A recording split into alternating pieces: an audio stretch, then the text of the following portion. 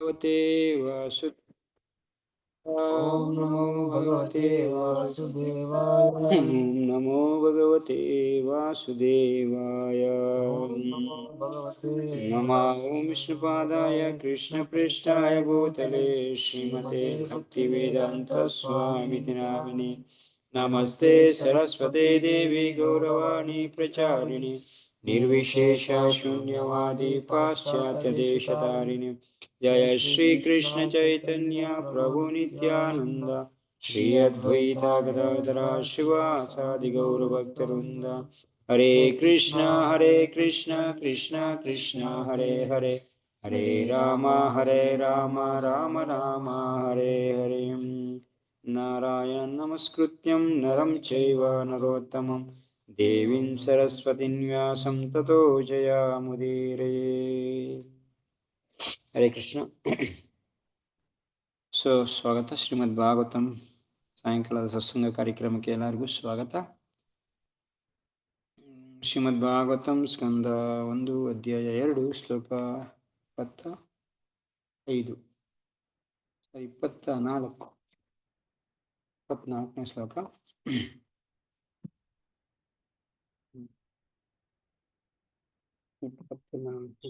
ಮತ್ತೆ ಹರಿನಾಮದಲ್ಲಿ ಮತ್ತು ಕ್ಷೇತ್ರದರ್ಪಣ ನಿಜ ಸರ್ವಶಕ್ತಿ ತತ್ರ ಅರ್ಪಿತ. ಇವತ್ತು ಸ್ಲೈಡು ಮಾಡಲಿಲ್ಲ, ಕೆಲಸ ಇದ್ದಿದ್ದ ಸೈಡ್ ಎಲ್ಲ ಆಗಲಿಲ್ಲ, ಹಂಗೆ ಅಭ್ಯಾಸ ಮಾಡಬೇಕು.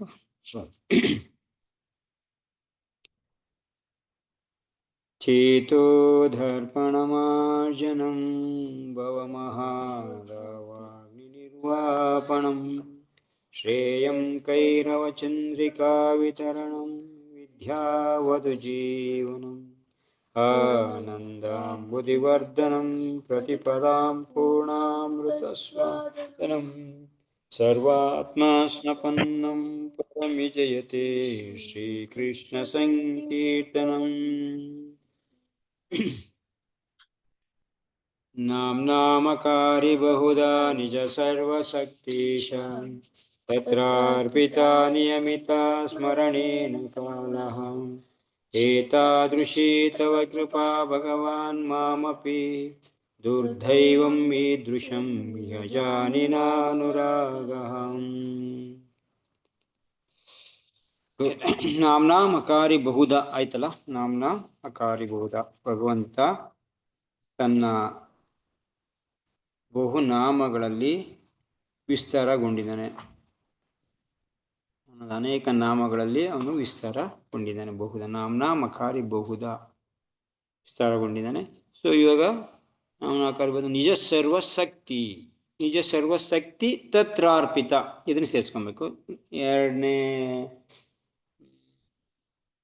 ಮೊದಲನೇ ಲಾಸ್ಟ್ ನಿಜ ಸರ್ವಶಕ್ತಿ, ಮತ್ತೆ ಎರಡನೇ ಲೈನು ಫಸ್ಟ್ ತತ್ರಾರ್ಪಿತ.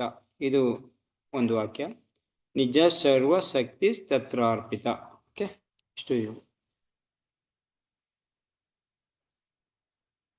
ನಿಜ ಸರ್ವಶಕ್ತಿ ತತ್ರಾರ್ಪಿತ. ಭಗವಂತ ತನ್ನ ನಾಮನ ಅನೇಕ ಇದರಲ್ಲಿ ವಿಸ್ತರಿಸಿಕೊಂಡ.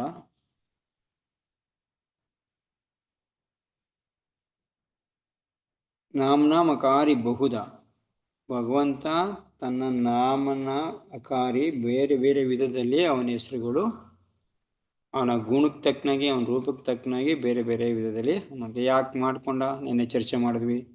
ಯಾವ ರೀತಿ ಮಾಡ್ಕೊಂಡಿದ್ದಾನೆ ಚರ್ಚೆ ಮಾಡಿದ್ವಿ. ಸೊ ಇವತ್ತು ಅವನ ನಾಮದಲ್ಲಿ ನಿಜ ಸರ್ವಶಕ್ತಿ ತತ್ರಾರ್ಪಿತ. ತತ್ರಾರ್ಪಿತ ಅಂತಂದ್ರೆ ಇಡೋದು, ಅದ್ರೊಳಗಡೆ ಹಾಕಿಡೋದು ಅಂತ ಹೇಳ್ತೀವಲ್ಲ, ತತ್ರ ಅರ್ಪಿತ. ಅರ್ಪಿತ ಅರ್ಪಿತ ಅಂತ ಹೇಳ್ತೀವಲ್ಲ, ಅರ್ಪಿತ ಅಂದ್ರೆ ಅರ್ಥ ಆಗುತ್ತೆ. ಅರ್ಪಿತ ಅಂದ್ರೆ ಅರ್ಪಿಸೋದು, ತತ್ರ ಅಂದ್ರೆ ಅದ್ರೊಳಗಡೆ, ಅರ್ಪಿತ ಅದ್ರೊಳಗಡೆ ಹಾಕಿಡ ಅಂದ್ರೆ ನಿಜ ಸರ್ವಶಕ್ತಿ. ಆ ಒಂದು ನಿಜ ಸರ್ವ ಶಕ್ತಿನ, ಎಲ್ಲಾ ಶಕ್ತಿನ ನಾಮದಲ್ಲಿ ಅರ್ಪಿತ ಮಾಡ್ದ ಅರ್ಥ ಇದೆ.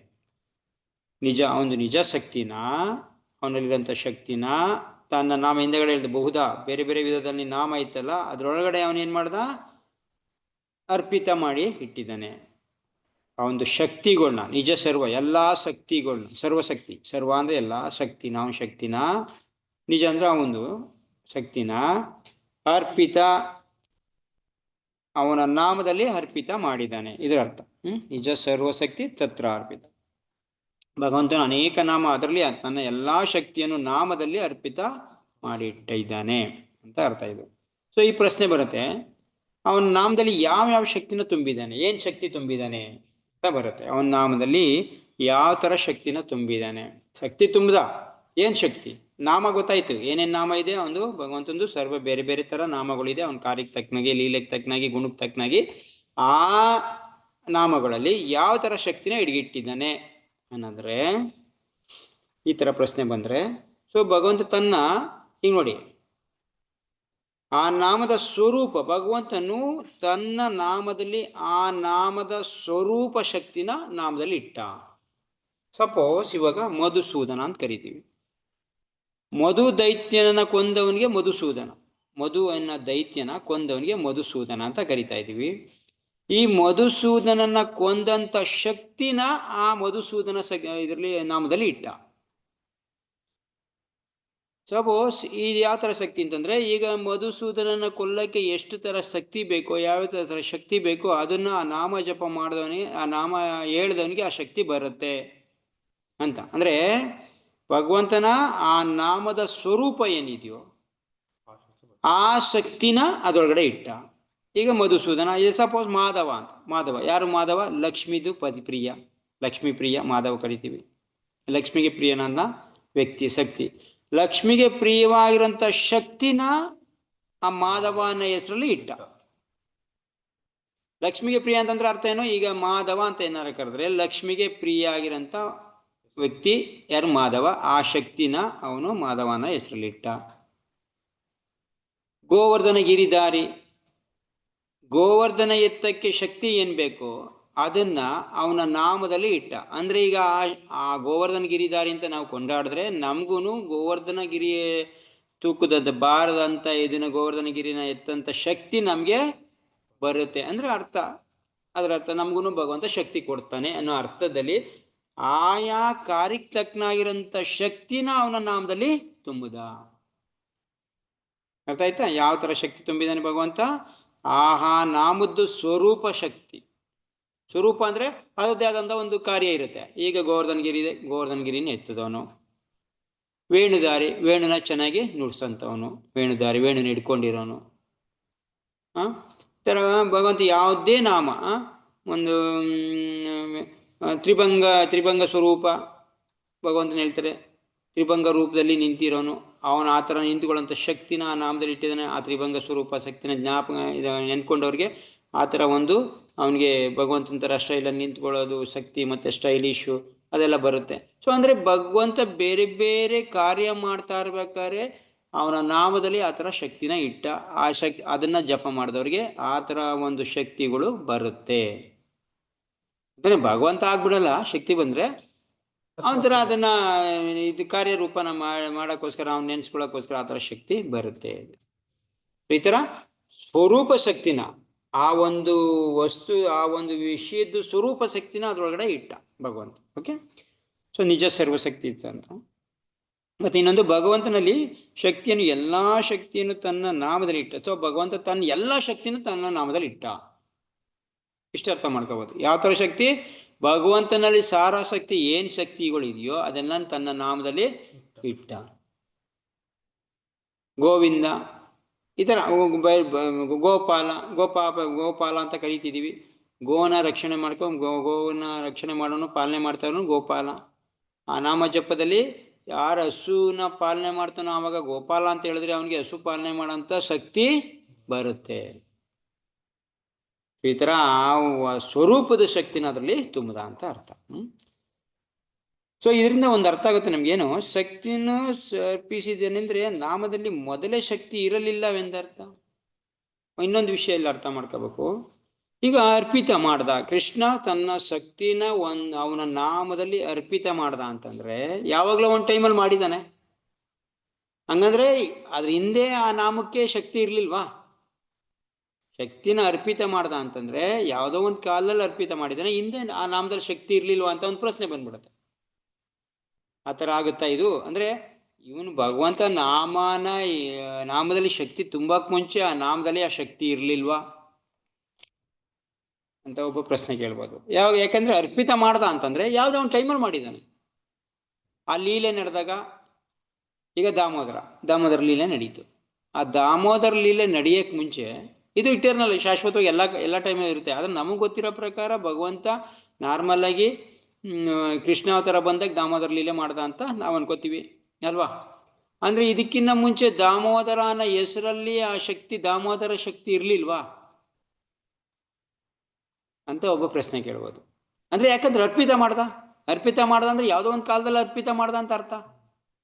ತುಂಬದ ಅಂತಂದ್ರೆ ಈಗ ನಾನು ಒಂದು ಚೀಲಿಕೆನೋ ತುಂಬಿದೆ, ಆದ್ರೆ ನಮ್ಮ ಪ್ರಕಾರ ಆ ಚೀಲದಲ್ಲಿ ಮುಂಚೆ ಅದರಲ್ಲಿ ಅದಿರ್ಲಿಲ್ಲ, ಖಾಲಿ ಚೀಲ ಇತ್ತು ಅಲ್ವಾ.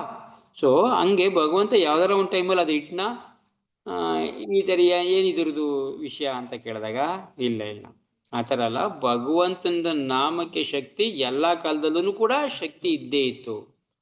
ಅರ್ಪಿತ ಮಾಡಿದ್ರು ಅಂತ ಚೈತನ್ಯ ಮಹಾಪ್ರಭು ಯಾಕೆ ಹೇಳ್ತಿದ್ದಾರೆ ಇಲ್ಲಿ, ನಮ್ಮ ಇದನ್ನ ನೋಡ್ಕೊಂಡು, ಅಂದ್ರೆ ನಮ್ಮ ಭಾವನೆನ ನೋಡ್ಕೊಂಡು ನಮ್ಗೆ ಅರ್ಥ ಆಗ್ಲಿ ಅಂತ ಅಲ್ಲಿ ಈ ಒಂದು ವರ್ಡ್ನ ಸೇರಿಸಿದ್ದಾರೆ ಅಷ್ಟೇ ಹೊರತು ಅದಕ್ಕಿನ್ನ ಮುಂಚೆ ಇರ್ಲಿಲ್ಲ ಅಂತೆಲ್ಲ ಅಲ್ಲಿ ಇತ್ತು.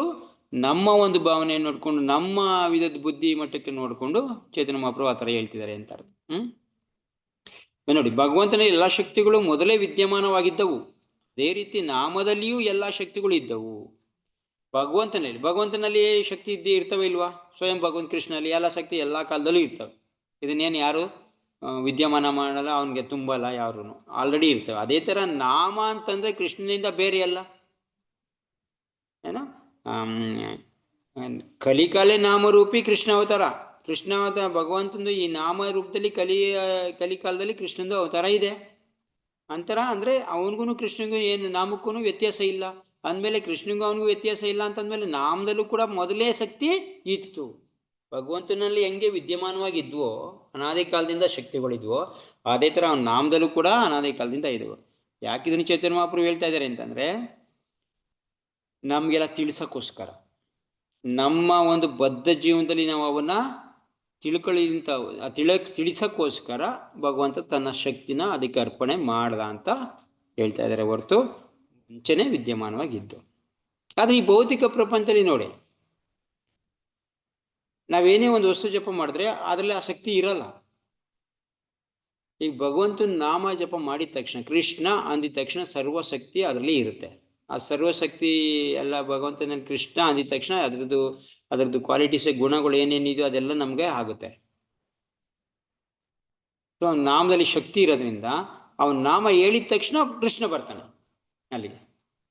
ಅಂದ್ರೆ ಕೃಷ್ಣ ಕೈಲಿ ಏನೇನಾಗುತ್ತೋ ಆ ನಾಮನೇ ನಮ್ಗೆ ಮಾಡ್ಕೊಡುತ್ತೆ ಎಲ್ಲ. ಆದ್ರೆ ಇಲ್ಲಿ ನಮ್ಮ ಈ ಭೌತಿಕ ಪ್ರಪಂಚದಲ್ಲಿ ಹಂಗಾಗೋದಿಲ್ಲ. ಒಂದು ವಸ್ತುನ ಐಡೆಂಟಿಫೈ ಮಾಡಕ್ಕೋಸ್ಕರ ಅದನ್ನ ಹೇಳ್ತೀವಿ ಹೊರತು ಆ ವಸ್ತು ಹೆಸರು ಹೇಳಿದ ತಕ್ಷಣ ಅದನ್ನ ಬಂದಂಗಾಗಲ್ಲ. ಈಗ ಸಪೋಸ್ ಜಲ, ನೀರು ಅಂತ ಕೇಳ್ತೀವಿ, ಯಾರನ್ನ ನೀರು ಬೇಕು ಅಂತ ಕೇಳ್ತೀವಿ, ನೀರು ಅಂತ ಉಚ್ಚಾರಣೆ ಮಾಡ್ತೀವಿ. ಅದೇ ಕೃಷ್ಣ ನಾಮದಲ್ಲಿ ಕೃಷ್ಣ ಕೃಷ್ಣ ಕೃಷ್ಣ ಅಂತ ಉಚ್ಚಾರ ಮಾಡ್ತಾ ಇದ್ದಾಗ ಕೃಷ್ಣನ ಮುಂದೆ ಬರ್ತಾನೆ, ಕೃಷ್ಣ ಏನೆಲ್ಲ ಮಾಡ್ಬೇಕೋ ಮಾಡ್ಬಿಡ್ತಾನೆ. ಬರೀ ನಾಮ, ಕೃಷ್ಣನೇ ಸ್ವಯಂ ಬಂದ್ಬಿಡ್ತಾನೆ. ಅದು ಇಲ್ಲಿ ನೀರು ಅಂತ ಬೇದಾಗ ನೀರು ಕುಡ್ದಂಗೆ ಆಗುತ್ತೆ ನಮ್ಗೆ. ನೀರನ್ನ ಕುಡಿಲೇಬೇಕು, ಎತ್ಕೊಂಡು ಕುಡಿತೀನಿ.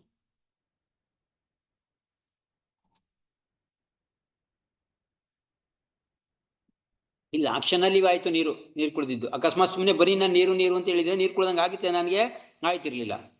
ಇದು ಭೌತಿಕ ಪ್ರಪಂಚದಲ್ಲಿ ಕ್ರಿಯೆ. ಆದ್ರೆ ಕೃಷ್ಣನ ಹೆಸರಲ್ಲಿ ಹಂಗಲ್ಲ. ಕೃಷ್ಣ ಕೃಷ್ಣ ಕೃಷ್ಣ ಅಂತ ಇದ್ರೆ ಕೃಷ್ಣನ್ನೇ ನಮ್ಗೆ ಏನೆಲ್ಲ ಮಾಡ್ಬೇಕೋ ಅದು ಕ್ರಿಯೆ ಆಗುತ್ತೆ. ಇದು ನಾಮಕ್ಕೆ ಇರೋಂಥ ಶಕ್ತಿ, ಇದನ್ನೇ ಶಕ್ತಿ ಅಂತ ಹೇಳ್ತಾ ಇರೋದು. ಕೃಷ್ಣ ತನ್ನ ನಾಮದಲ್ಲಿ ಎಲ್ಲ ಶಕ್ತಿನ ತುಂಬಿದಾನೆ ಅಂತಂದ್ರೆ ಅರ್ಥ, ಈಗ ಕೃಷ್ಣನ ಕೈಲಿ ಏನೇನಾಯ್ತದೋ ಅದೆಲ್ಲನೂ ಕೂಡ ಬರೀ ನಾಮ ಹೇಳ್ತಾ ಇದ್ರೆ ಆಗುತ್ತೆ. ಅದು ಇಲ್ಲೇನಾಯ್ತು, ನೀರು ಅಂದಿದ ತಕ್ಷಣ ನೀರು ಕುಡ್ದಂಗೆ ಆಗ್ಲಿಲ್ಲ. ಅದನ್ನ ನಾವು ಕಾರ್ಯದಲ್ಲಿ ಕ್ರಿಯೆಯಲ್ಲಿ ಮಾಡಲೇಬೇಕು. ಆದ್ರೆ ಭಗವಂತನ ವಿಷಯದಲ್ಲಿ ಹಂಗಲ್ಲ, ಭಗವಂತನ ನಾಮದಲ್ಲಿ ಹಂಗಲ್ಲ. ಬರೀ ಭಗವಂತನ ಗೋವಿಂದ ಅಂತಂದ್ರೆ ನಮ್ಗೆ ಗೋಪಾಲನ ಶಕ್ತಿ ನಮ್ಗೆ ಏನಾಗ್ತಾ ಇರುತ್ತೆ, ಆಟೋಮೆಟಿಕ್ ಆಗಿ ಬರ್ತಾ ಇರತ್ತೆ. ಸೊ ಈ ತರ ಕೃಷ್ಣನ ನಾಮದಲ್ಲಿ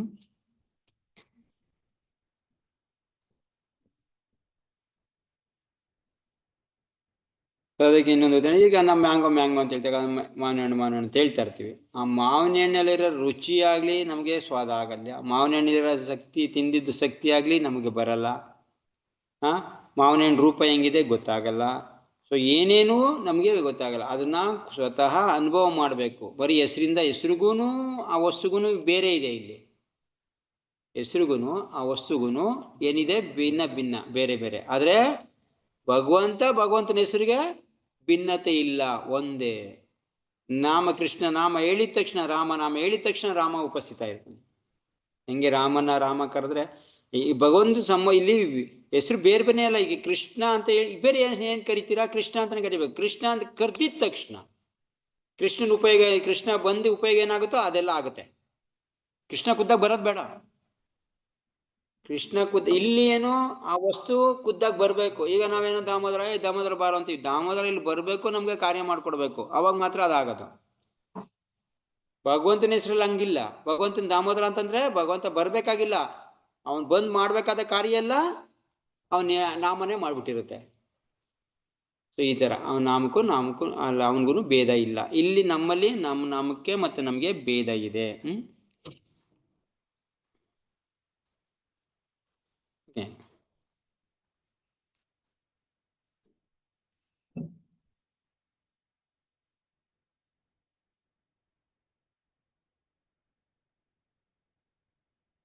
ಸೊ ಇಲ್ಲಿ ಇನ್ನು ಮತ್ತೆ ಒಂದು ಪ್ರಶ್ನೆ ಬರುತ್ತೆ. ಕೃಷ್ಣನಾಮ ಮತ್ತೆ ಸ್ವಯಂ ಕೃಷ್ಣನಾಮ ಮತ್ತೆ ಕೃಷ್ಣ ಎರಡು ಭಿನ್ನ ಇಲ್ಲ, ಒಂದೇ ಅಂತ ಸ್ಪಷ್ಟ ಆಯ್ತು.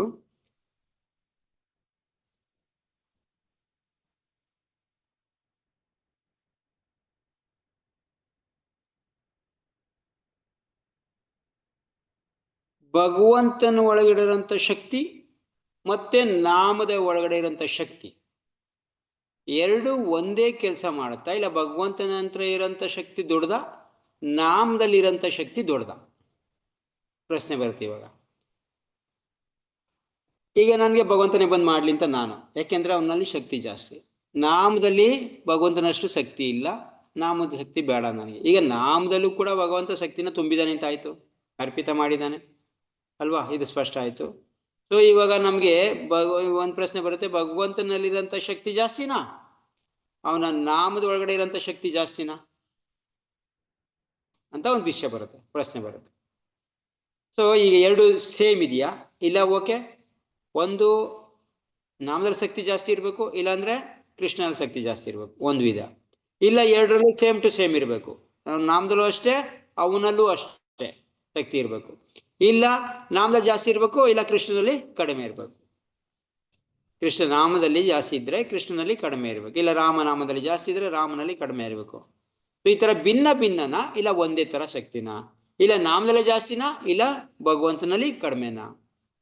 ಇಲ್ಲ ಭಗವಂತನಲ್ಲಿ ಜಾಸ್ತಿನಾ, ಇಲ್ಲ ನಾಮದಲ್ಲಿ ಜಾಸ್ತಿ ಇದೆಯಾ, ಕಡಿಮೆ ಇದೆಯಾ? ಇಲ್ಲ ಸೇಮ್ ಇಬ್ರಲ್ಲಿ ಒಂದೇ ತರ ಇದೆಯಾ? ಡಿವೈಡ್ ಮಾಡಿ ಕೃಷ್ಣ ಏನಾರ ತನ್ನ ಶಕ್ತಿನ ಡಿವೈಡ್ ಮಾಡ್ಬಿಟ್ಟು ನಾಮಕ್ಕೆ ಸ್ವಲ್ಪ, ನಾಮತ ಒಂದು ಸ್ವಲ್ಪ ಇಟ್ಕೊಂಡಿದ್ದಾನ, ಇಲ್ಲ ನಾಮಕ್ಕೆ ಜಾಸ್ತಿ ಕೊಟ್ಟಿದ್ದಾನ, ಅವಂತ ಕಡಿಮೆ ಇಟ್ಕೊಂಡಿದ್ದಾನ? ಇದು ಪ್ರಶ್ನೆ ಹೇಳುತ್ತೆ ತಾನೆ ಸಹಜವಾಗಿ, ಸ್ವಲ್ಪ ಯೋಚನೆ ಮಾಡಿದ್ರೆ. ಸೊ ಇದಕ್ಕೇನೋ ಈ ಎರಡರಲ್ಲಿ ಏನು ಕಾಂಪಿಟೇಷನ್ ಶುರುವಾಗಿದೆ ಇಬ್ರಿಗೂ. ಭಗವಂತ ನನ್ನ ಶಕ್ತಿ ಜಾಸ್ತಿ ಅಂತ, ನಾಮ ನಿನ್ನ ನಾಮದಲ್ಲಿ ನನಗೆ ಶಕ್ತಿ ಜಾಸ್ತಿ ಅಂತ. ಇದು ಹೆಂಗೆ ಅರ್ಥ ಮಾಡ್ಕೊಳ್ಳೋದು, ಯಾವ್ದ್ರ ಶಕ್ತಿ ಜಾಸ್ತಿ? ಇದಕ್ಕೆ ಹೇಳ್ತಾರೆ, ಇದಕ್ಕೆ ರೂಪ ಗೋಸ್ವಾಮಿ ತುಂಬಾ ಸೊಗಸಾಗಿ ಹೇಳ್ತಾರೆ. ಏನು ವಾಚ್ಯಂ ವಾಚಕಂ ಇತ್ಯಾದೇತಿ ಭವತೆ ನಾಮ ಸ್ವರೂಪದ್ವಯ ವಾಚ್ ಮುಂದಿನ ಹೇಳಿದೆ ಈ ಶ್ಲೋಕ. ಪೂರ್ವನ್ಮತಿ ಪರಮೇವ ಅಸ್ತಂ ಕರುಣಾ ಜಾನಿಹೇ ಜಾನಮಹೇ. ಓಕೆ, ಅಸ್ತ್ವಸ್ ಅಸ್ಮಿನ್ ವಿಹಿತಾ ಪರಾದಾನಿ ವರಹ ಪ್ರಾಣೀನ ಮುಕ್ತಸ್ತ್ವವೇ ದಾಸ್ಯನ ಮೇದು ಪಶ್ಯಂ ನೇಹಾಪಿ ಈ ಅದಾಹನ ಮುಚ್ಯತೆ ಮುಚ್ಚತೆ. ಇದನ್ನ ನಿಮಗೆ ನಾನು ಸ್ಲೈಡಲ್ಲಿ ಹಾಕಿದ್ರೆ ಚೆನ್ನಾಗಿ ಅರ್ಥ ಆಗೋದು. ಓಕೆ, ಸೊ ಅರ್ಥ ಹೇಳ್ತೀನಿ ನೋಡಿ. ಭಗವಂತನಿಗಿಂತ ಭಗವಂತನ ನಾಮದಲ್ಲಿ ಅಧಿಕ ಶಕ್ತಿ ಇದೆ. ಓಕೆ, ಭಗವಂತನಿಗಿನ್ನ ಭಗವಂತನ ನಾಮದಲ್ಲಿ ಅಧಿಕ ಶಕ್ತಿ ಇದೆ. ಸೊ ಅದಕ್ಕೆ ಕರುಣೆ ಇರೋದು ಅದಕ್ಕೇನೆ ಜಾಸ್ತಿ. ಯಾವುದಕ್ಕೆ? ನಾಮಕ್ಕೆ. ಸ್ವಯಂ ಭವತಿ, ಇದಕ್ಕೆ ಮುಂಚೆನು ಕೃಷ್ಣ ಸ್ವಯಂ ಭವತಿ ಕೃಷ್ಣ ವಾಚ್ಯ. ವಾಚ್ಯಂ ಅಂದ್ರೆ ಸ್ವಯಂ ಭಗವಂತ ವಾಚ್ಯ ಅಂದ್ರೆ. ವಾಚಕಂ ಅಂದ್ರೆ ನಾಮ. ಈ ಪ್ರಕಾರ ಭಗವಂತನಲ್ಲಿ ಭಗವಾನ್ ನಾಮ ಎರಡು ದ್ವಯ, ಈ ತರ ಪ್ರಕಾರವಾಗಿ ಭಗವಂತ ಎರಡು ರೂಪದಲ್ಲಿ ಇದ್ದಾನೆ. ಒಂದು ನಾಮ, ಇನ್ನೊಂದು ಸ್ವಯಂ ಅವನು ಕೃಷ್ಣ. ವಾಚ್ಯ ವಾಚಕ, ನಾಮ ಭಗವಂತಂದು, ಇನ್ನೊಂದು ಭಗವಂತನ ನಾಮ, ಈ ತರ ಹೇಳಿದೆ. ಅದರಲ್ಲಿ ಭಗವಂತನಿಗಿಂತ ಭಗವಂತನ ನಾಮದಲ್ಲಿ ಅಧಿಕ ಶಕ್ತಿ ಇದೆ. ಕಾರಣ ಏನು? ಕಾರಣ ಏನಂತಂದ್ರೆ, ಯಾಕೆ ಇದರಲ್ಲಿ ಜಾಸ್ತಿ ಶಕ್ತಿ ಇದೆ? ಭಗವಂತನ ಅಸ್ತಂ ಕರುಣಃ ಜಾನಿ ಮಹೇ. ಅದರಲ್ಲಿ ಭಗವಂತನ ನಾಮದಲ್ಲಿ ಏನಿದೆ? ಜಾಸ್ತಿ ಕರುಣೆ ಇದೆ. ಇವಾಗ ನಮ್ಮನ್ನೆಲ್ಲ ಉದ್ಧಾರ ಮಾಡ್ತಾ ಇರೋದು ಯಾರು? ಭಗವಂತನ ನಾಮನ? ನಾಮ ಅಲ್ವಾ? ಸೊ ಅಂದ್ರೆ ಭಗವಂತನಿಗಿನ್ನ ಭಗವಂತನ ನಾಮದಲ್ಲಿ ಕರುಣೆ ಇದೆ, ಅದಕ್ಕೆ ಅದು ಭಗವಂತನಿಗಿನ್ನ ಜಾಸ್ತಿ ಶಕ್ತಿ.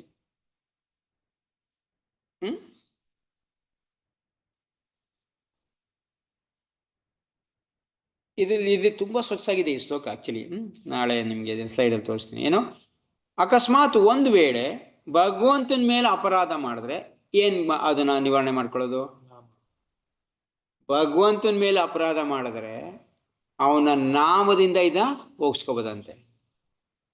ಬೇರೆ ದಾರಿನೇ ಇಲ್ಲ. ಅವನ ನಾಮ ಜಪ ಮಾಡಿ ಭಗವಂತನ ಮೇಲೆ ಮಾಡಿರೋಂಥ ಅಪರಾಧನ ಹೋಗಿಸ್ಕೋಬೋದಂತೆ. ಹೇ ಕೃಷ್ಣ ಕರುಣಾ ಸಿಂಧು ದೀನಬಂಧು, ಹೇ ಭಗವಂತ, ಹೇ ಕೃಷ್ಣ ಪರಮಾತ್ಮ, ದಯವಿಟ್ಟು ನನ್ನ ಅಪರಾಧ ಮನ್ನಿಸು. ಮುಗಿದಾಯ್ತು. ಅಪರಾಧ ಮಾಡ್ಬಿಟ್ಟಿದೀವಿ, ಯಾವ್ದನ್ನ ಹೇಳ್ತಾ ಇದೀವಿ? ಭಗವಂತನ ನಾಮನ ಹೇಳ್ಕೊಂಡು ನಾವು ಅದನ್ನ ಕ್ಷಮಿಸುವಂತ ಇರೋದು.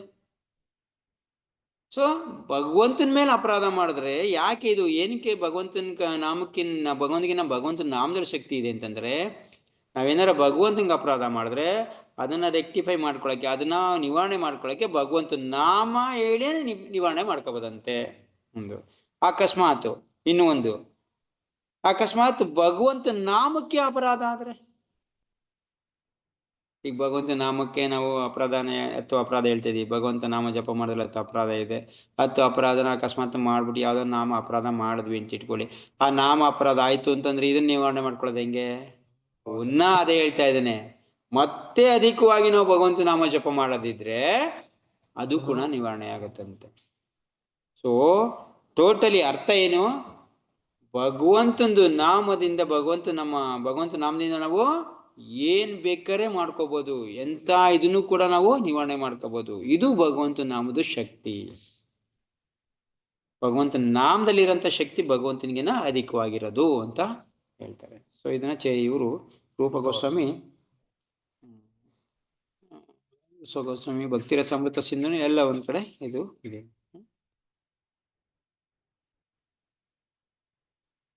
ಇದಕ್ಕೆ ಉದಾಹರಣೆಗಳು ಹೇಳ್ತಾರೆ.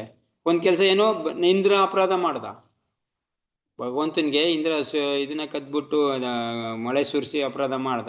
ಅವಾಗ ಅವನಿಗೆ ಗೋವಿಂದ ಅಂತ ಹೆಸರು ಕೊಟ್ಟು ಗೋವಿಂದನ ನಾಮ ಜಪ ಮಾಡಿ ಅದನ್ನ ನಿವಾರಣೆ ಮಾಡ್ಕೊಂಡ ಇಂದ್ರ ಅಂತ ಹೇಳ್ತಾರೆ. ಬ್ರಹ್ಮನು ಕೂಡ ಗೋಪಪಾಲಕರು ಅವರೆಲ್ಲ ಹಸುಗಳೆಲ್ಲ ಕದ್ಬಿಟ್ಟು ಅಪರಾಧ ಮಾಡ್ದ. ಸೊ ಅವನು ಕೂಡ ಕೃಷ್ಣನ್ಗೆ ನಾಮನ ಹೇಳಿ ನಿವಾರಣೆ ಮಾಡ್ಕೊಂಡ, ಭಗವಂತನ ನಾಮ ಕೃಷ್ಣ ನಾಮ ಹೇಳಿ. ಸೊ ಈ ತರ ಭಗವಂತನಿಗೆ ಅಪರಾಧ ಮಾಡಿದ್ರೆ ಭಗವಂತನ ನಾಮದಿಂದನೇ ನಿವಾರಣೆ ಮಾಡ್ಕೋಬಹುದು. ನಾಮದ ಮೇಲೆ ಅಪರಾಧ ಆದ್ರೂ ಕೂಡ ನಾಮ ಜಪನ ತುಂಬಾ ಸ್ಟ್ರಾಂಗ್ ಆಗಿ ಮಾಡಿ ಅದನ್ನು ನಿವಾರಣೆ ಮಾಡ್ಕೋಬಹುದು ಅಂತ ಹೇಳ್ತಾರೆ. ಸೊ ಅಂದ್ರೆ ನಾಮ ಅಲ್ಲಿಗೆ ತುಂಬಾ ದೊಡ್ಡದಾಯ್ತು. ಭಗವಂತನ ನಾಮ ದೊಡ್ಡದು.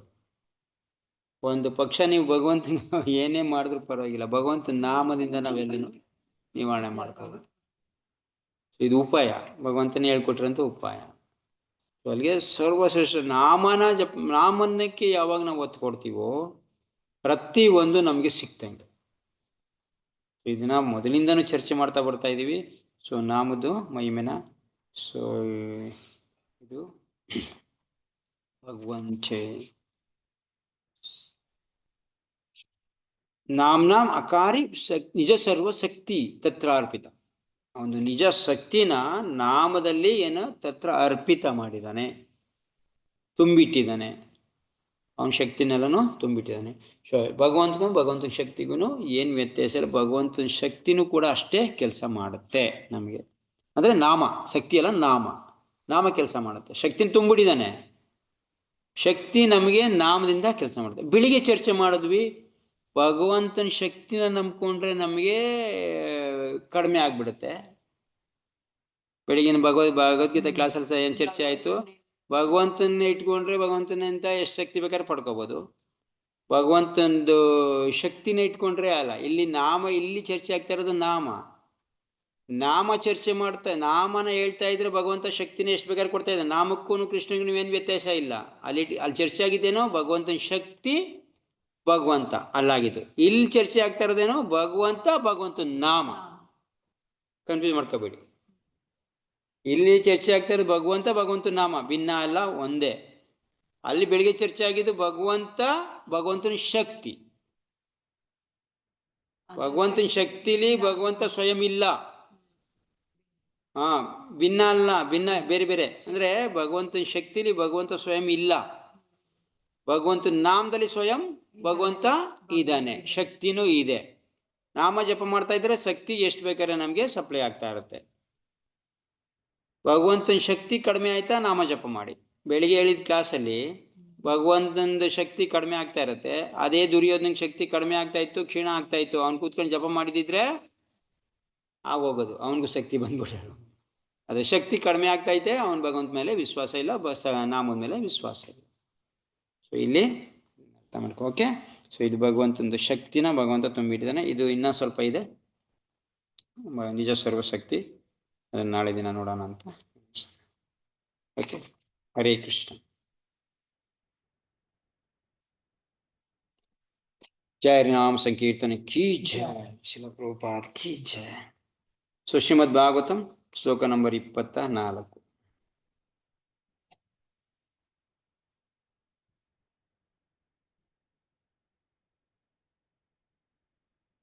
24.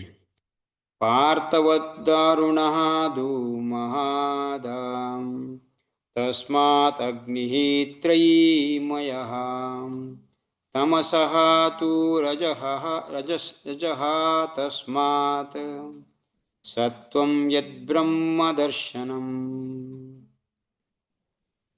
ಅನುವಾದ: ಕಟ್ಟಿಗೆ ಈ ನೆಲದ ರೂಪಾಂತರ. ಅಂತಹ ಕಟ್ಟಿಗೆಗಿಂತ ಹೊಗೆ ಉತ್ತಮ, ಅಗ್ನಿ ಅದಕ್ಕಿಂತ ಉತ್ತಮ. ಆದ್ದರಿಂದ ನಾವು ಉನ್ನತ ಜ್ಞಾನದ ಲಾಭವನ್ನು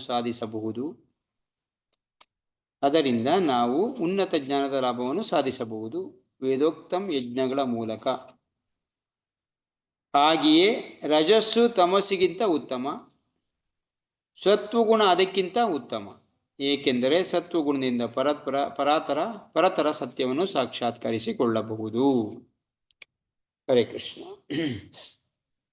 ಇಲ್ಲಿ ಸತ್ವಗುಣ, ರಜೋಗುಣ, ತಮಗುಣನ ಹೇಳಕ್ಕೋಸ್ಕರ ಒಂದು ಉದಾಹರಣೆ ಕೊಟ್ಟಿದ್ದಾರೆ. ಏನು? ಕಟ್ಟಿಗೆ ಈ ನೆಲದ ರೂಪಾಂತರ. ಏನಿದೆ ಕಟ್ಟಿಗೆ? ಈ ನೆಲದ್ದು ರೂಪಾಂತರ ಆಗಿರೋದು. ನೆಲದಿಂದ ತಾನೇ ಕಟ್ಟಿಗೆ ಬಂದಿರೋದು. ಸೊ ಮರ ಬೆಳೆದಿರೋದು ನೆಲದಿಂದ ರೂಪಾಂತರ. ಅದೊಂದು ನೆಲದಿಂದ ಬೇರೆ ರೂಪ ಪಡ್ಕೊಂಡು ಕಟ್ಟಿಗೆ ಆಗಿದೆ. ಸೊ ಈ ಕಟ್ಟಿಗೆಯಿಂದ ಏನು ಬರುತ್ತೆ ನಮಗೆ?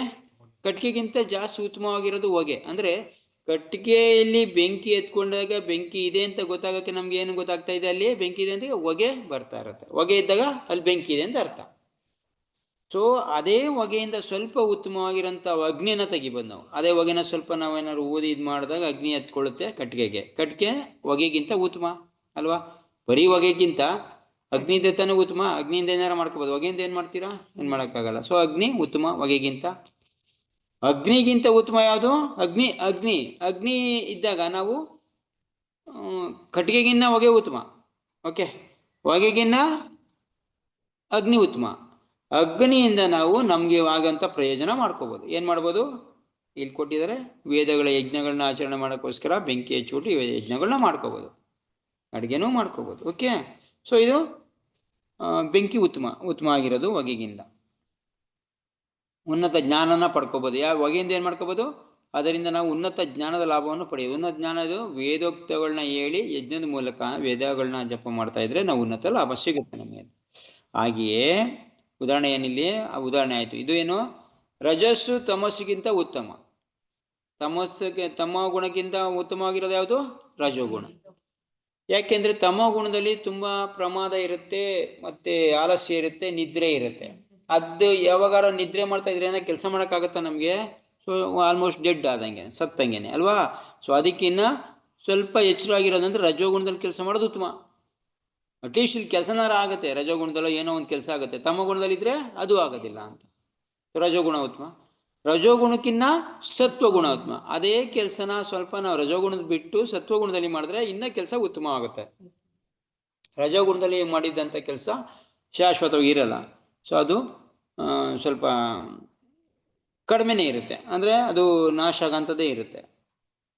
ಸೊ ಇಲ್ಲಿ ಅದನ್ನೇ ಕೆಲಸನ ನಾವು ಸತ್ವಗುಣದಲ್ಲಿ ಮಾಡಿದಾಗ ಅದು ಸ್ವಲ್ಪ ಶಾಶ್ವತ ಉಳ್ಕೊಳ್ಳುತ್ತೆ ಅಂತ ಇಟ್ಕೊಳ್ಳಿ. ಸತ್ವಗುಣದ ಅದಕ್ಕೆ ಸತ್ವಗುಣ ರಜೋಗುಣಿಗಿನ ಉತ್ತಮ. ಏಕೆಂದರೆ ಯಾಕೆ ಉತ್ತಮ ಸತ್ವಗುಣ? ಯಾಕೆಂದ್ರೆ ಸತ್ವಗುಣದಿಂದ ಪರತರ ಸತ್ಯವನ್ನು ಸಾಕ್ಷಾತ್ಕರಿಸಿಕೊಳ್ಳಬಹುದು. ಭಗವಂತನ ಸಾಕ್ಷಾತ್ಕಾರ ಮಾಡ್ಕೊಳ್ಳೋದು ಸತ್ವಗುಣ ಇರಲೇಬೇಕು ಒಬ್ಬ ವ್ಯಕ್ತಿಗೆ. ರಜೋಗುಣ ತಮ್ಮ ಗುಣದಿಂದ ಆಗೋದಿಲ್ಲ. ಸತ್ವಗುಣಕ್ಕೆ ಬಂದ್ಬಿಟ್ಟು ಸತ್ವಗುಣದಿಂದ ಶುದ್ಧ ಸತ್ವಕ್ಕೆ ಏರಿ ನಾವು ಭಗವಂತನ ಸಾಕ್ಷಾತ್ಕಾರ ಮಾಡ್ಬೋದು. ಆಯ್ತಾ? ಅದಕ್ಕೆ ಈ 3 ಗುಣದಲ್ಲಿ ಸತ್ವಗುಣ ಉತ್ತಮ. ತಮಗುಣ, ರಜೋಗುಣ, ಸತ್ವಗುಣ 3 ಇದೆ ಈ ಭೌತಿಕ ಪ್ರಪಂಚದಲ್ಲಿ. ಅದರಲ್ಲಿ ಉತ್ತಮವಾಗಿರೋದು ಸತ್ವಗುಣ. ಯಾಕೆಂದ್ರೆ ಸತ್ವಗುಣದಿಂದ ನಾವು ಭಗವಂತನ ಸಾಕ್ಷಾತ್ಕಾರ ಮಾಡ್ಕೊಳ್ಳೋಕ್ಕೋಸ್ಕರ ತುಂಬಾ ಹೆಲ್ಪ್ ಮಾಡುತ್ತೆ ಸತ್ವಗುಣ. ರಜೋಗುಣ ತಮಗುಣದಿಂದ ಸಾಕ್ಷಾತ್ಕಾರ ಮಾಡೋಕ್ಕೆ ಸಾಧ್ಯ ಇಲ್ಲ. ಓಕೆ, ಭಾವಾರ್ಥದಲ್ಲಿ ಪ್ರಭುಪಾದ ಹೇಳ್ತಾರೆ. ಇದರಲ್ಲೂ ಸ್ಲೈಡ್ ಮಾಡಲಿಲ್ಲ ನಾವು, ಬೇರೆ ಕೆಲಸ ಇದ್ದಿದ್ದೇನೆ ಮಾಡೋಕ್ಕಾಗಿಲ್ಲ. ಭಾವಾರ್ಥ ಮೇಲೆ ವಿವರಿಸಿದಂತೆ ಪರಮ ಪುರುಷನಿಗೆ ಸಲ್ಲಿಸುವ ಭಕ್ತಿ ಸೇವೆಯಿಂದಾಗಿ ಐಕ ಅಸ್ತಿತ್ವದ ಬದ್ಧ ಜೀವನದಿಂದ ಬಿಡುಗಡೆ ಪಡೆಯಬಹುದು. ಭಗವಂತನಿಗೆ ನಾವು ಭಕ್ತಿ ಸೇವೆ ಸಲ್ಲಿಸೋಕ್ಕೋಸ್ಕರ ಮೇಲೆ ಹೇಳ್ತಿರುವಂಥ ಸತ್ವಗುಣದಿಂದ ಭಗವಂತನಿಗೆ ಸೇವೆ ಸಲ್ಲಿಸಬೇಕು. ಇದರಿಂದ ಬದ್ಧ ಜೀವನ, ಈ ಭೌತಿಕ ಪ್ರಪಂಚದಿಂದ ನಾವು ಬಿಡುಗಡೆ ಪಡಿಬಹುದು. ಓಕೆ, ಅಂದ್ರೆ ಪಡೆಯಕ್ಕೆ ಸಾಧ್ಯ ಆಗುತ್ತೆ ಅಂತ, ಸತ್ವಗುಣದಿಂದ ಪಡೆಯಕ್ಕೆ ಸಾಧ್ಯ. ಇಲ್ಲಿ ಅದನ್ನೇ ಕುರಿತು ಹೆಚ್ಚಿನ ತಿಳುವಳಿಕೆ ನೀಡಲಾಗಿದೆ. ಅದೆಂದರೆ ಭಗವಂತನಿಗೆ ಭಕ್ತಿ ಸೇವೆ ಸಲ್ಲಿಸಲು ಅರ್ಹನಾಗಬೇಕಾದರೆ ಸತ್ವಗುಣದ ನೆಲೆಗೆ ಏರಬೇಕಾಗುತ್ತದೆ. ಭಗವಂತನ ಭಕ್ತಿ ಸೇವೆ ಸಲ್ಲಿಸಕ್ಕೆ ಅರ್ಹತೆ ಪಡಿಬೇಕಾದ್ರೆ, ಇನ್ನೂ ಭಕ್ತಿ ಸೇವೆ ಶುರು ಮಾಡಿಲ್ಲ, ಅರ್ಹತೆ ಬೇಕು, ಮಾಡೋಕ್ಕೋಸ್ಕರ ಯೋಗ್ಯತೆ ಬೇಕು. ಅಂದ್ರೆ ಏನ್ ಮಾಡ್ಬೇಕು? ಸತ್ವಗುಣಕ್ಕೆ ಬರಲೇಬೇಕು. ಸತ್ವಗುಣ ಅಲ್ದಿರ ರಜೋಗುಣ ತಮಗುಣದಿಂದ ಭಗವಂತನಿಗೆ ಸೇವೆ ಸಲ್ಲಿಸಕ್ ಆಗೋದಿಲ್ಲ. ಸಲ್ಲಿಸ್ಬೋದು, ಅದು ಯಾವ ಮಟ್ಟಿಗೆ ಇರುತ್ತೆ, ಅದು ಸತ್ವಗುಣಕ್ಕೆ ಬರಲೇ ಒಬ್ಬ ವ್ಯಕ್ತಿ ಆ ಸೇವೆ ಸತ್ರು ಕೂಡ ಪ್ರಯೋಜನ ಇಲ್ಲ. ಅದು ಸತ್ವಗುಣದಿಂದಾನೇ ಸೇವೆ ಆಗ್ಬೇಕು ಅದಕ್ಕೆ. ಇಲ್ಲಾಂದ್ರೆ ಪ್ರಯೋಜನ ಆಗೋದಿಲ್ಲ. ಅದರಿಂದ ಒಬ್ಬ ವ್ಯಕ್ತಿ ಸತ್ವಗುಣಕ್ಕೆ ಬಂದ್ಬಿಟ್ಟು ಸೇವೆನ ಸಲ್ಲಿಸ್ಬೇಕು, ನೆಲೆಗೆ ಬರಲೇಬೇಕು.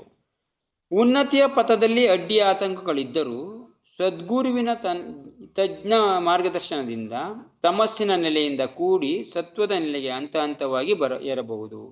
ಸಪೋಸ್ ಒಬ್ಬ ವ್ಯಕ್ತಿ ನಾನು ಬಂದಿದ ತಕ್ಷಣ ಯಾರು ಸತ್ವಗುಣದಿಂದ ಇರಲ್ಲ, ತಮೋಗುಣ ರಜೋಗುಣ ಇದ್ದೇ ಇರುತ್ತೆ.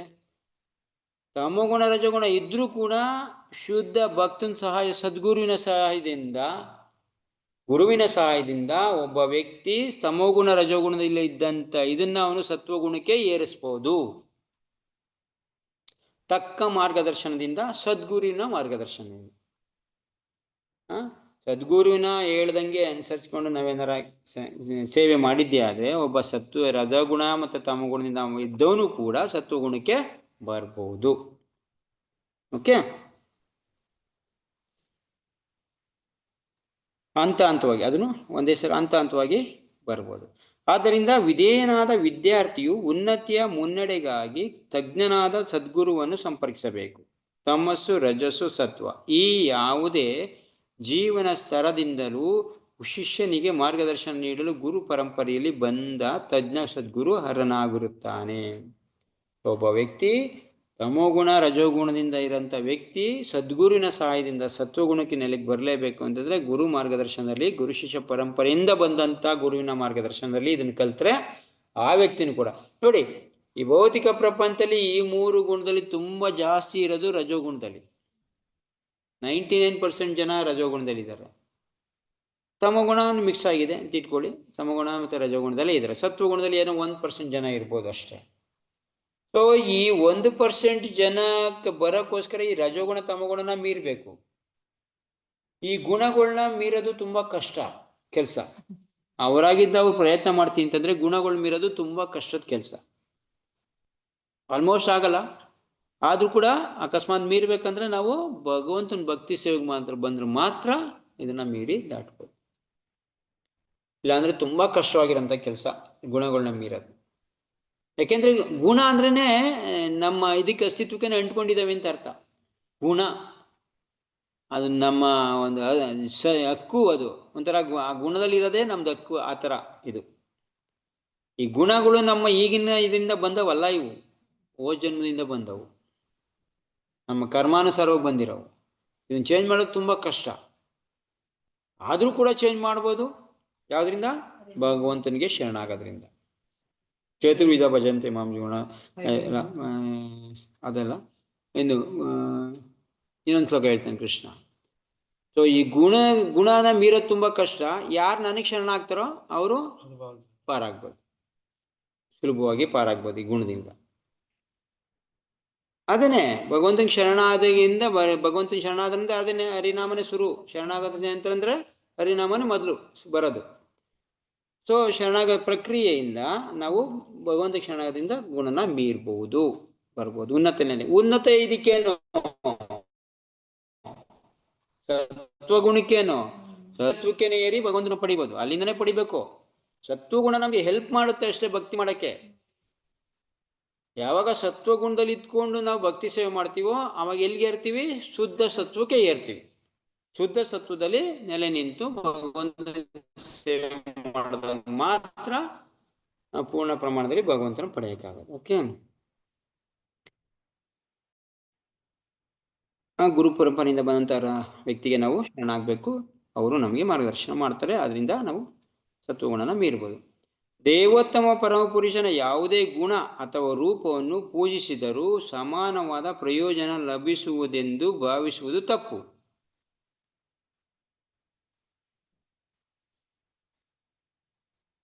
ದೇವೋತ್ತಮ ಪರಮಪುರುಷನ ಯಾವುದೇ ಗುಣ ಅಥವಾ ರೂಪವನ್ನು ಪೂಜಿಸಿದರೂ ಸಮಾನವಾದ ಪ್ರಯೋಜನ ಲಭಿಸುವುದೆಂದು ಭಾವಿಸುವುದು ತಪ್ಪು.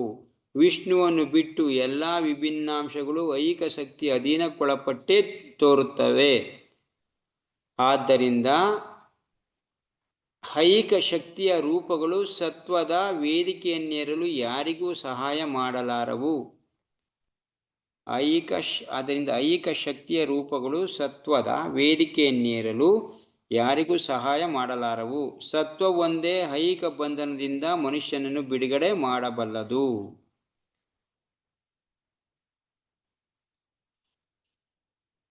ಸೊ ದೇವೋತ್ತಮ ಪರಮಪುರುಷನ ಯಾವುದೇ ಗುಣ ಅಥವಾ ರೂಪವನ್ನು ಪೂಜಿಸಿದರೂ ಸಮಾನವಾದ ಪ್ರಯೋಜನ ಲಭಿಸುವುದೆಂದು ಭಾವಿಸುವುದು ತಪ್ಪು.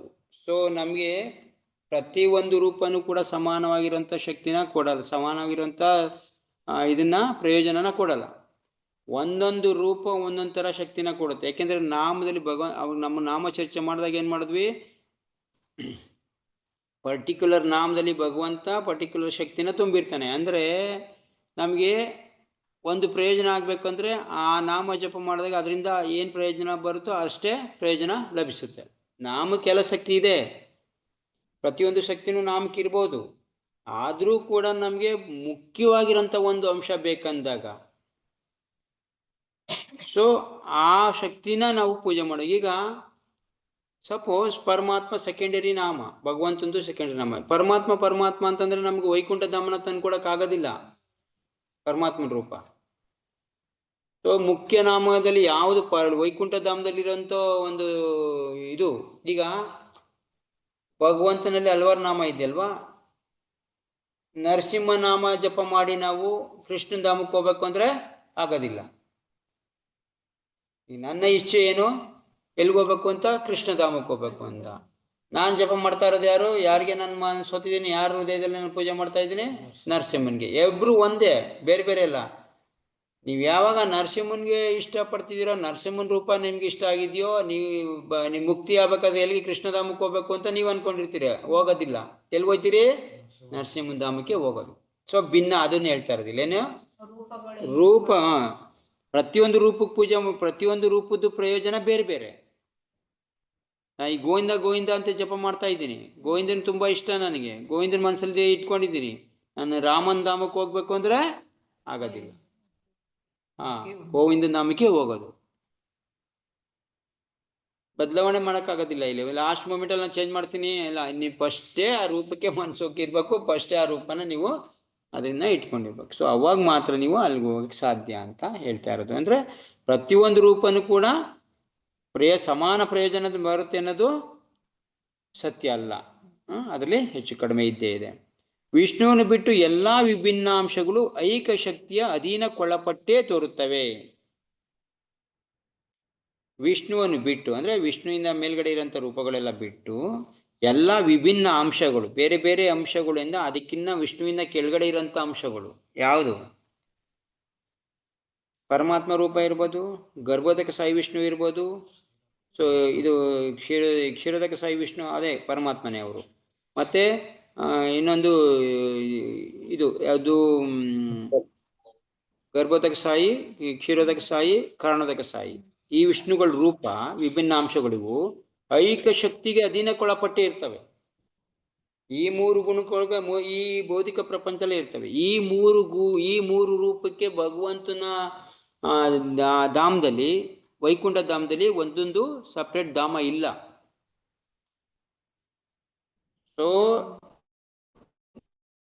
ಇದ್ರಿ ಬೇರೆ ಭಗವಂತ ಬೇರೆ ರೂಪನ ಅಂದ್ರೆ ಭಗವಂತನ ಅವತಾರ ರೂಪದ ಯಾವ್ದಾದ್ರು ಒಂದು ಅವತಾರ ರೂಪ ಧ್ಯಾನ ಮಾಡಿದ್ರೆ ಇದಕ್ಕೆ ಹೋಗೋದು. ನನಗೆ ಇಲ್ಲಿ ಈ ರೂಪ ಧ್ಯಾನ ಮಾಡ್ತಾ ಇದ್ರೆ ಇನ್ನೊಂದು ರೂಪಕ್ಕೆ ಹೋಗ್ಬೇಕು ಅಂದ್ರೆ ಆಗೋದಿಲ್ಲ. ಸೊ ಈಗ ಪರಮಾತ್ಮ, ಅದಕ್ಕೆ ಪರಮಾತ್ಮ ಧ್ಯಾನ ಮಾಡಿದವರು ಭಗವಂತ ಧಾಮಕ್ಕೆ, ವೈಕುಂಠ ಧಾಮಕ್ಕೆ ಹೋಗಕ್ಕಾಗೋದಿಲ್ಲ. ಯಾವ್ದಾರ ಇನ್ನೊಂದು ವೈಕುಂಠ ಧಾಮದಲ್ಲಿರೋಂಥ ಒಂದು ರೂಪನ ಕುರಿತು ಧ್ಯಾನ ಮಾಡಲೇಬೇಕು.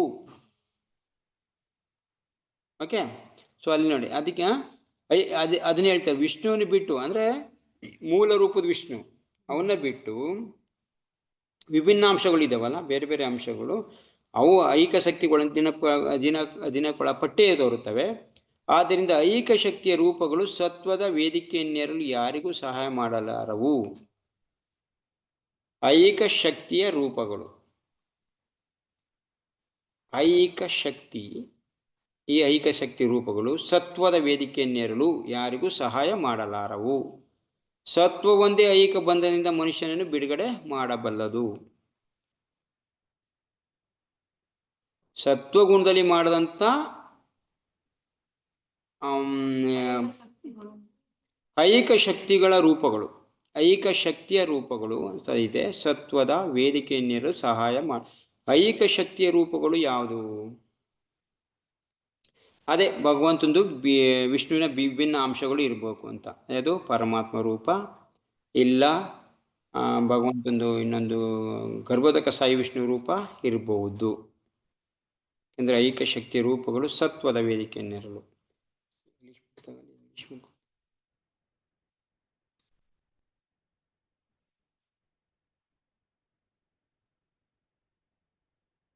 ಏನ್ ಸೆಂಟೆನ್ಸ್ ತಪ್ಪಾಗಿದೆ ಇಲ್ಲ ಆಗಿತ್ತು? ಹರೇ ಕೃಷ್ಣ ಪ್ರಭು. ಹಾ ಪ್ರಭು, ಇದು ಭಗವದ್ಗೀತೆಯಲ್ಲಿ ದೈವೀಯಶ ಗುಣಮಯಿ ಮಮ ಮಾಯ ದುರತೆ, ಅದರಲ್ಲಿ ಐಕ ಪ್ರಕೃತಿ ತ್ರಿಗುಣಗಳಿಂದ ಆದ ನನ್ನ ದೈವಿ ಶಕ್ತಿಯನ್ನು ಮೀರುವುದು ಬಹಳ ಕಷ್ಟ. ಅದು ಸತ್ವಗುಣದಿಂದ ಆದಂತ ಇದದು, ಅದು ಬೇರೆ. ಅಂದ್ರೆ ದೈವೇಶ ಗುಣಮಯಿ ಮಾಮೇವ ಪ್ರಪದ್ಯಂತೆ ಮಾಯಾಮಿತಂ ತರಂತಿತೆ ಅಂತ ಹೇಳ್ತಾನೆ. ಅಂದ್ರೆ ದೈವಿ ಶಕ್ತಿಗಳನ್ನ ಮೀರೋದು ತುಂಬಾ ಕಷ್ಟ.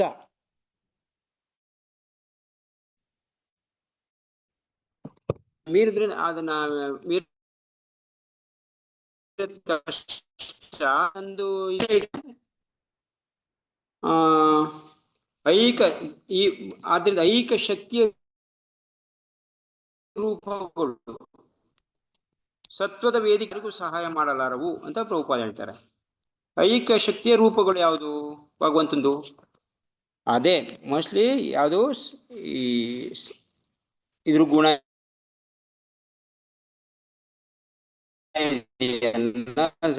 ಮತ್ತೆ ಗರ್ಭೋದಕ ಸಾಯಿ ವಿಷ್ಣು ರೂಪ ಅದನ್ನ ಹೇಳ್ತಾ ಇರ್ಬೋದು ಇಲ್ಲಿ ಅಂತ ಸ್ಪಷ್ಟವಾಗಿ ಪ್ರಭುಪಾದ ಇಲ್ಲಿ ಇವರು ಇದು ಪ್ರಿಂಟ್ ಆಗಿಲ್ಲ.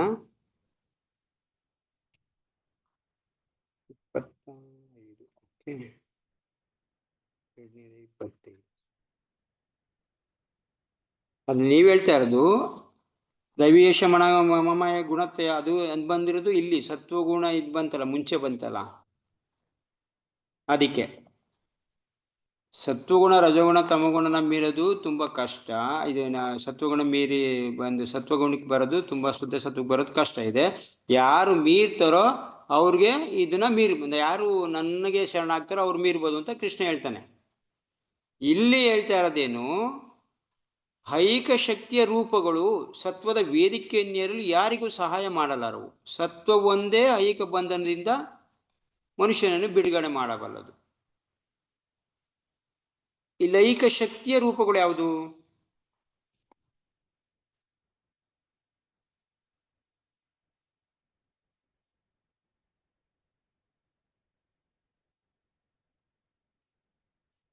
ಇಲ್ಲಿ ಹೇಳ್ತಾರೆ, therefore the forms of material energy cannot help. Therefore the forms of material energy cannot help anyone to rise to the platform of sattva, which alone can liberate a person from material bondage. All separated forms are manifested under the condition of material energy.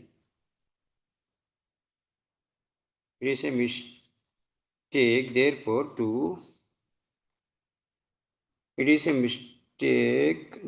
to consider that worship of any quality or any form of the Supreme Personality of Godhead is equally beneficial. Except Vishnu, all separated forms are manifested under the condition of material energy.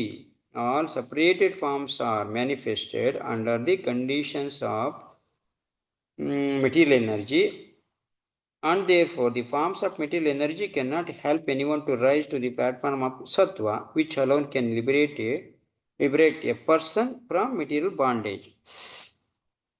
Okay, therefore the forms of material energy cannot help anyone to rise to the platform sattva.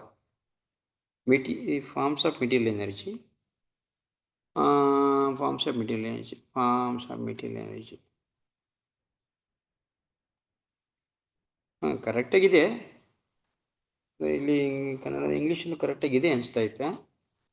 ಆದ್ದರಿಂದ ಐಕ್ಯ ಶಕ್ತಿ ರೂಪಗಳು ಸತ್ವದ ವೇದಿಕೆಯನ್ನೇ. Okay, ಇದನ್ನು ಇಟ್ಟಿರ್ತೀನಿ. ಇದನ್ನು ಒಬ್ಬರಿದ್ದಾರೆ ಕೇಳ್ತೀನಿ ಹೆಂಗೇನು ಅಂತ.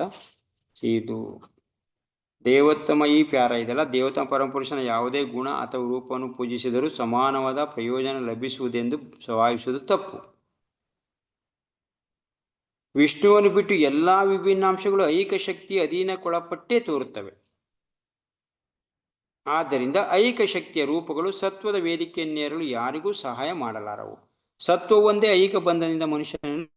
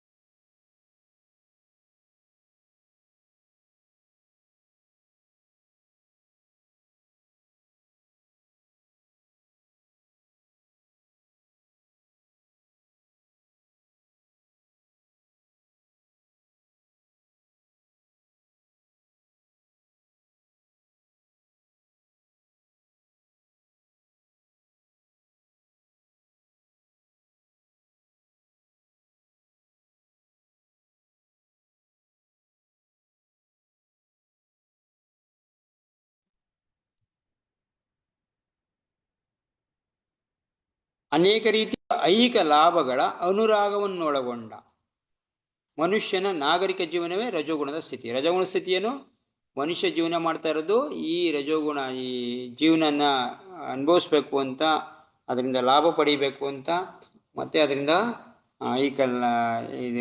ಅದರಿಂದ ತೃಪ್ತಿ ಪಡಬೇಕು ಅಂತ ಮಾಡ್ತಾರೋ ಜೀವನನೇ ರಜೋಗುಣದ ಸ್ಥಿತಿ.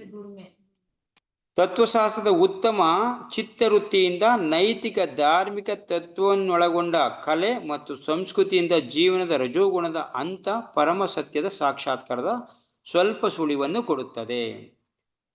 ತತ್ವಶಾಸ್ತ್ರನ ಅರ್ಥ ಮಾಡ್ಕೊಂಡು ಉತ್ತಮ ಚಿತ್ತವೃತ್ತಿಯಿಂದ ತತ್ವಶಾಸ್ತ್ರನ ಅರ್ಥ ಮಾಡಿಕೊಂಡು ಉತ್ತಮ ಸ್ವಲ್ಪ ಚಿತ್ತ ಮನಸ್ಸು ವೃತ್ತಿಯಿಂದ ನೈತಿಕ ಧಾರ್ಮಿಕ ತತ್ವಗಳನ್ನೊಳಗೊಂಡ ಕಲೆ ಮತ್ತು ಸಂಸ್ಕೃತಿಯಿಂದ ಜೀವನದ ರಜೋಗುಣದ ಹಂತ ಪರಮ ಸತ್ಯದ ಸಾಕ್ಷಾತ್ಕಾರದಲ್ಲಿ ಸ್ವಲ್ಪ ಸುಳಿವನ್ನು ಕೊಡುತ್ತದೆ. ಸೊ ಇದನ್ನ ಅಳವಡಿಸ್ಕೊಂಡು ಸತ್ವಗುಣದ ಸಂಸ್ಕೃತಿಯಿಂದ ಜೀವನದ ರಜೋಗುಣದ ಹಂತ ಅದಕ್ಕಿಂತ ಮೇಲ್ಗಡೆ ಹಂತ ಯಾರು ಸತ್ವಗುಣ ಪರಮ ಸತ್ಯದ ಸಾಕ್ಷಾತ್ಕಾರದ ಸ್ವಲ್ಪ ಸುಳಿವನ್ನ ಕೊಡುತ್ತದೆ. ಸೊ ಅಂದ್ರೆ ರಜೋಗುಣನ ಮೀರಿ ಸ್ವಲ್ಪ ಮೇಲ್ಗಡೆ ಸ್ಥಿತಿಗೆ ಬಂದಾಗ ಸತ್ವಗುಣದಲ್ಲಿ ನಮಗೆ ಸ್ವಲ್ಪ ಏನು ಸಿಗುತ್ತೆ, ಪರಮ ಸತ್ಯದ ಸಾಕ್ಷಾತ್ಕಾರದ ಸುಳಿವು ಸಿಗುತ್ತೆ. ಆದರೂ ಸತ್ವಸ್ಥಿತಿಯೇ ಐಕ ಗುಣದ ಉನ್ನತ ಸ್ಥಿತಿ. ಸತ್ವಸ್ಥಿತಿಲಿ ಒಬ್ಬ ಇದ್ರೆ ಈ ಐಕ ಸ್ಥಿತಿದು ಉನ್ನತವಾಗಿರುವಂಥ ಸ್ಥಿತಿ ಅಂದರೆ ಸತ್ವಗುಣ. ಏಕೆಂದರೆ ಅದೇ ಪರತರ ಸತ್ಯವನ್ನು ಸಾಕ್ಷಾತ್ಕರಿಸಿಕೊಳ್ಳುವಲ್ಲಿ ಸಹಾಯ ಮಾಡುತ್ತದೆ. ಸೊ ನಮಗೆ ಯಾವುದು ಸಹಾಯ ಮಾಡುತ್ತೆ? ಸತ್ವಗುಣದಲ್ಲಿ ಇದ್ರೆ. ಸೊ ಇನ್ನು ಮಿಕ್ಕಿ ಸ್ಥಿತಿ ಎಲ್ಲ ಸ್ವಲ್ಪ ಮೇಲ್ಮೇಲಕ್ಕೆ ಬರಲೇಬೇಕು ಹಂತವಾಗಿ. ಸತ್ವಗುಣದಲ್ಲಿರೋಂಥ ಸ್ಥಿತಿ ಮಾತ್ರ ನಮಗೆ ಭಗವಂತನ ಸಾಕ್ಷಾತ್ಕಾರ ಮಾಡ್ಕೊಳ್ಳೋಕ್ಕೆ ಸಹಾಯ ಮಾಡ್ತದೆ. ಬೇರೆ ಮಾತುಗಳಲ್ಲಿ ಹೇಳುವುದಾದರೆ ಬೇರೆ ಬೇರೆ ಪೂಜಾ ವಿಧಾನಗಳ ಮಧ್ಯೆ ಗುಣಾತ್ಮಕ ಭೇದ ಇದೆ. ಬೇರೆ ಮಾತುಗಳು ಹೇಳುವುದಾದರೆ ಬೇರೆ ಬೇರೆ ಪೂಜಾ ವಿಧಾನಗಳ ಮಧ್ಯೆ ಗುಣಾತ್ಮಕ ಭೇದ ಇದೆ. ಬೇರೆ ಬೇರೆ ನಾವು ಪೂಜೆ ಮಾಡ್ತಾ ಇದ್ದೀವಲ್ಲ, ಬೇರೆ ಬೇರೆ ದೇವತೆಗಳ ಪೂಜೆ ಇರ್ಬೋದು, ಭಗವಂತನ ಪೂಜೆ ವಿಧಾನದಲ್ಲೇ ಬೇರೆ ಬೇರೆ ಯಜ್ಞಗಳು ಇರ್ಬೋದು. ಸೊ ಇದರಲ್ಲಿ ಗುಣಾತ್ಮಕ ಭೇದ ಇದೆ. ಗುಣಾತ್ಮಕ ಗುಣನ ಹೊಗಳೋದು, ಭಗವಂತನ ಒಂದು ಗುಣ ಹೊಗಳ್ತಾ ಇದ್ದೀವಿ, ಇನ್ನೊಂದು ಗುಣಕ್ಕೂ ಭೇದ ಇರುತ್ತೆ. ಸೊ ಈ ಗುಣ ಹೊಗಳಿದಾಗ ಇದೇ ಗುಣದ ಪ್ರಯೋಜನ ನಮ್ಗೆ ಆಗುತ್ತೆ ಅನ್ನೋದಿಲ್ಲ, ಬೇರೆ ಗುಣದ ಪ್ರಯೋಜನ ಆಗುತ್ತೆ ಅನ್ನೋದಿಲ್ಲ. ಯಾವ ಗುಣನ ಹೊಗಳ್ತೀವೋ ಇದ್ರ ಗುಣದ್ದು ಭೇದ ಇದ್ದೇ ಇದೆ. ಭೇದ ಭಾವ ಅನ್ನೋದು ಇದ್ದೇ ಇರುತ್ತೆ. ಭಗವಂತನಲ್ಲೂ ಕೂಡ ಭಗವಂತನ ಈ ರೂಪದಲ್ಲಿ ಪೂಜೆ ಮಾಡಿದಾಗ ಈ ಗುಣ ಸಿಗುತ್ತೆ ನಮಗೆ, ಇನ್ನೊಂದು ರೂಪ ಗುಣ ಪೂಜೆ ಮಾಡಿದಾಗ ಇನ್ನೊಂದು ಆ ಗುಣನೇ ಸಿಗುತ್ತೆ. ಸೊ ಗುಣದಲ್ಲೂ ಸ್ವಲ್ಪ ಭೇದ ಇರುತ್ತೆ.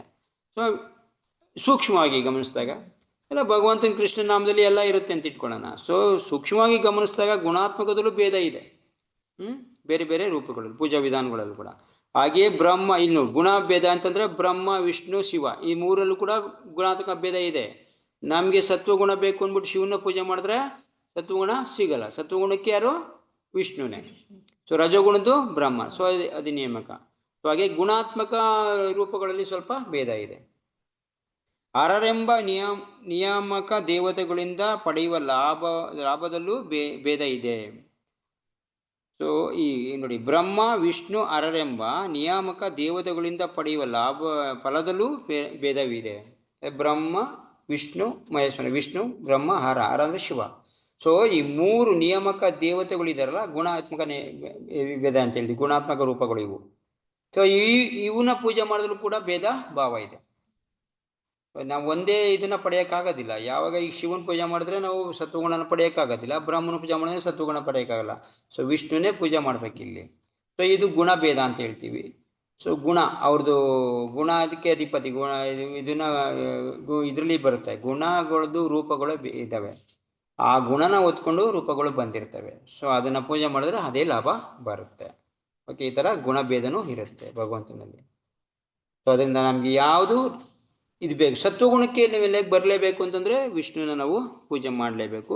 ಸತ್ವಗುಣದಲ್ಲಿ ವಿಷ್ಣುನ ಆರಾಧನೆ ಮಾಡೋಕ್ಕೆ ಉಪಯೋಗ ಆಗುತ್ತೆ, ಇಷ್ಟಂತೂ ಕನ್ಫರ್ಮ್. ರಜೋಗುಣ ತಮಗುಣದಿಂದ ಆಗೋದಿಲ್ಲ ಇದು. ಫಲ ಕಡಿಮೆ ಮತ್ತು ಆಗೋದಿಲ್ಲ, ಆಗೋದೇ ಇಲ್ಲ ಇದು. ತಮಗುಣ ರಜೋಗುಣ ನಾವು ಶುದ್ಧ ಭಕ್ತಿ ಲೆವೆಲ್ಗೆ ಬರೋದೇ ಇಲ್ಲ. ಇದನ್ನ ಮೀರಿ ನಾವು ಸತ್ವಗುಣಕ್ಕೆ ಬರಲೇಬೇಕು. ಸತ್ವಗುಣದಿಂದನೂ ಆಗೋದ್ರೆ ಸತ್ವಗುಣ ನಮಗೆ ಹೆಲ್ಪ್ ಮಾಡುತ್ತೆ. ಸತ್ವಗುಣ ಶುದ್ಧ ಸತ್ವ ಕೇರಕ್ಕೆ ನಮಗೆ ಸತ್ವಗುಣ ಹೆಲ್ಪ್ ಮಾಡುತ್ತೆ. ಸತ್ವಗುಣದಲ್ಲಿ ಇದ್ಕೊಂಡೆ ನಾವು ಭಕ್ತಿ ಮಾಡಬೇಕು, ಅವಾಗ ಮಾತ್ರ ಸಾಧ್ಯ. ಅದಕ್ಕೆ ಎಷ್ಟೊಂದು ಸರಿ ನಾವು ಭಕ್ತಿ ಮಾಡೋದು ಕೂಡ ತುಂಬ ರಜೋಗುಣ ಇರುತ್ತೆ, ತಮಗುಣನೂ ಇರುತ್ತೆ. ನಮಗೆ ರಜೋಗುಣದಲ್ಲೇ ಭಕ್ತಿ ಮಾಡ್ತೇವೆ. ರಜೋಗುಣದ ಅಂತಂದರೆ ಸೂಕ್ಷ್ಮವಾಗಿ ಗಮನಿಸೋದಂದರೆ ನನಗೆ ಪ್ರತಿಷ್ಠೆ ಬರಬೇಕು ಅಂತ ಮಾಡೋದು, ಯಾರು ಹೊಗಳ್ಳಿ ಅಂತ ಜಪ ಮಾಡ್ತಾ ಇರೋದು, ಇನ್ನೊಬ್ರು ಹೇಳಿ ಮೆಚ್ಕೊಳ್ಳಿ ಅಂತ ಇದು ಮಾಡೋದು, ಇದೆಲ್ಲ ರಜೋಗುಣದ್ದು ಭಾವನೆಯಲ್ಲಿ ಭಕ್ತಿ ಮಾಡೋಂಥದ್ದು. ಪೂಜೆ ಮಾಡ್ತಾ ಇದೀವಿ, ಇವ್ನು ಎಷ್ಟು ಚೆನ್ನಾಗಿ ಪೂಜೆ ಮಾಡ್ತಾನೆ ಅಂತ ಎಲ್ಲರೂ ಹೊಗಳ್ಬೇಕು ಅಂತ ಮಾಡೋದು, ಇದು ರಜೋಗುಣದ ಪೂಜೆ. ಸೊ ಪೂಜಾ ಲಾಭ ಪ್ರತಿಷ್ಠೆ ಬಡಿತಾ ಇದೀವಿ ಅಂದರೆ ರಜೋಗುಣ. ತಮಗುಣ ಅಂದ್ರೆ ಎಚ್ಚರಿಕೆ ಇಲ್ಲದೆ ಮಾಡ್ತಾ ಇರೋದು ಅಂತ ಇಟ್ಕೊಳ್ಳಿ. ತಮಗುಣ ಅಂತಂದ್ರೆ ನಿದ್ದೆ ಮಾಡ್ಕೊಂಡು ಭಕ್ತಿ ಮಾಡೋದು, ಮತ್ತೆ ನಮ್ಗೆ ಎಚ್ಚರಿಕೆ ಇಲ್ದಂಗೆ ಮಾಡೋದು, ಇದು ತಮಗುಣದ ಭಕ್ತಿ. ಮತ್ತೆ ತುಂಬಾ ಪ್ರಮಾದದಲ್ಲಿ ಶುದ್ಧತೆ ಇಲ್ದಿರ ಈ ತರ ಮಾಡೋದು ಇದು ತಮಗುಣದ ಭಕ್ತಿ. ನಿರ್ಲಕ್ಷ್ಯ ಮಾಡೋದು, ಸೊ ಇದೆಲ್ಲ ರಜೋಗುಣ ತಮಗುಣದ ಭಕ್ತಿ. ರಜೋಗುಣ ತಮಗುಣದ ಭಕ್ತಿಯಿಂದ ನಾವು ಭಗವಂತನ ಪಡೆಯೋಕ್ಕೆ ಸಾಧ್ಯನೇ ಇಲ್ಲ, ಸಾಕ್ಷಾತ್ಕಾರ ಮಾಡ್ಕೊಳಕ್ ಆಗೋದಿಲ್ಲ. ಸತ್ವಗುಣದಲ್ಲಿ ಇದ್ಕೊಂಡು ಸಾಕ್ಷಾತ್ಕಾರ. ಶುದ್ಧ ಸತ್ವಕ್ಕೂ ಸತ್ವಗುಣಕ್ಕೂ ತುಂಬಾ ಡಿಫ್ರೆನ್ಸ್ ಏನಿಲ್ಲ.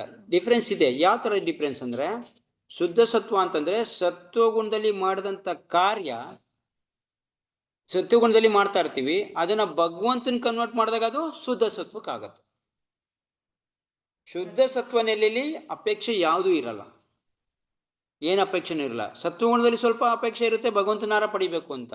ಶುದ್ಧ ಸತ್ವ ನೆಲೆಗೆ ಬಂದಾಗ ಏನಾಗುತ್ತೆ, ನನಗೆ ಜಸ್ಟ್ ಭಗವಂತನ ಸೇವೆ ಬೇಕು ಅನ್ನೋ ಅಪೇಕ್ಷೆ ಬರುತ್ತೆ. ಸತ್ವಗುಣದಲ್ಲಿ ಒಬ್ಬ ವ್ಯಕ್ತಿ ಭಗವಂತನ ಭಕ್ತಿ ಮಾಡಕ್ಕೆ ಸೂಕ್ತವಾಗಿರೋಂಥ ಗುಣ ಅಂತಂದ್ರೆ ಸತ್ವಗುಣ. ಸತ್ವಗುಣದಲ್ಲಿ ಬರಲೇಬೇಕು, ಸತ್ವಗುಣದಲ್ಲಿ ನಿಂತ್ಕೊಂಡು ಪೂಜೆ ಮಾಡಲೇಬೇಕು ಅವನು ಶುದ್ಧ ಸತ್ವ ಕೇಳ್ತಾನೆ. ಓಕೆ, ಇಷ್ಟ ಅರ್ಥ ಆಯ್ತು. ಸೊ ಈ ಮಧ್ಯಪರ್ಯ ಇದೆಲ್ಲ, ಇದನ್ನ ಕನ್ಫರ್ಮ್ ಮಾಡ್ತೀನಿ.